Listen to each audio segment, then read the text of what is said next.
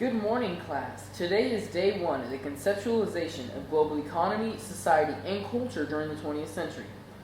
During the 20th century, states responded in a variety of ways to the economic challenges. For example, China and the Soviet Union created communist systems to control their societies. Can anyone tell me anything about the 5 Years Plan? Well, it was a fundamental task trying to convert the USSR from agrarian to fully self-reliant, while still maintaining socialist ideas. And it also was a strictly planned economy where every person was assigned a goal, even if some of the goals were unrealistic. So who started this? Was it Barack Obama?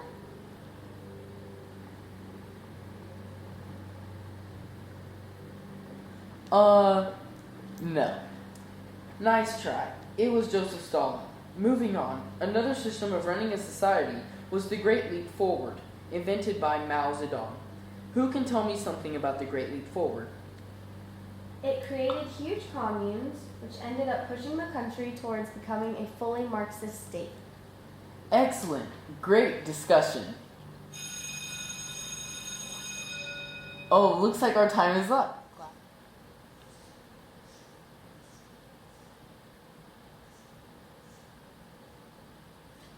Hello, class, and welcome to day 2 of Global Economy, Society, and Culture. So during the beginning of the 20th century, with the Great Depression taking place, governments began to take a more active role in economic life.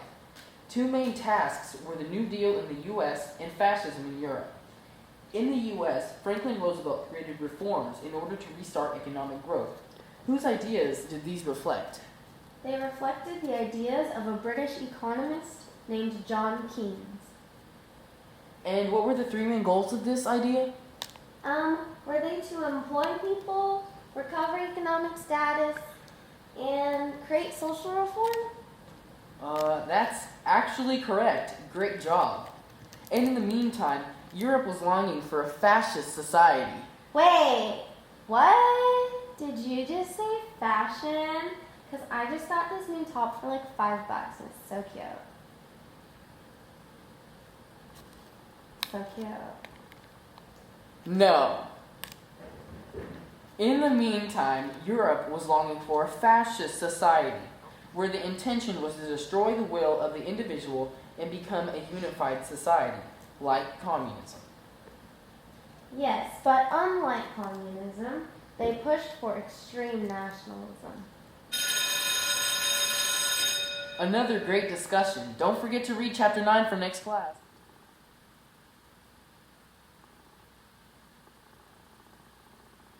Good morning, class, and welcome to day 3 of the conceptualization of global economy, society, and culture during the 20th century. So during the 20th century, there was a promotion of economic development led by Nasser. Can anyone tell me the importance of Nasser's promotion of economic development? Well, he was an Egyptian leader in the 50s and 60s who regained control of the Suez Canal back from Britain through his new reforms. Walk like an Egyptian. Correct. Now, let's talk about the encouragement of export-oriented economies in East Asia. For example, South Korea. U.S. had invested in South Korea, which resulted in a great discount in the international economy. This gave the U.S. a big income source, but there was also competition in the economy. This led to South Korea switching from consumption to manufactured goods. Does anyone have something to add? Well, in Taiwan, the rice industry was promoted by the U.S. after the Cold War. This helped population grow, and after 5 years, everyone had access to basic needs. Taiwan also grew in infrastructure, education, and technology. Other countries like Singapore also contributed to this new economic lifestyle. Correct. Great discussion. Okay, class dismissed.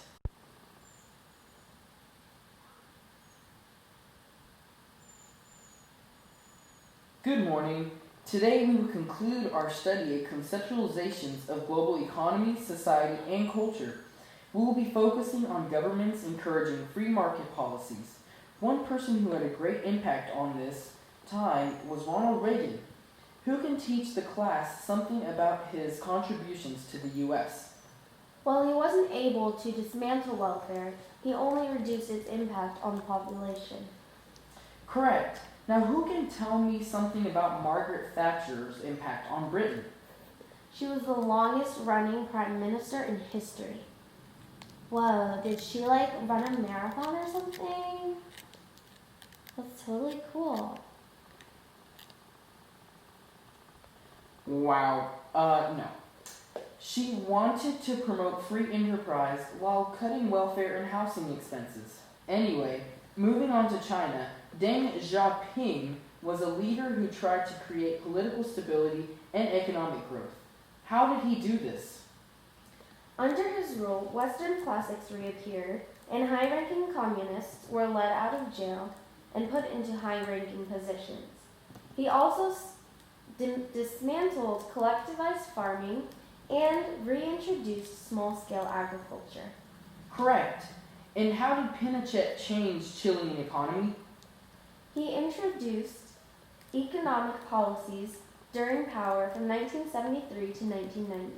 He came to power after a coup aided by the U.S. He went on to becoming one of the most influential people in Chilean history. Great.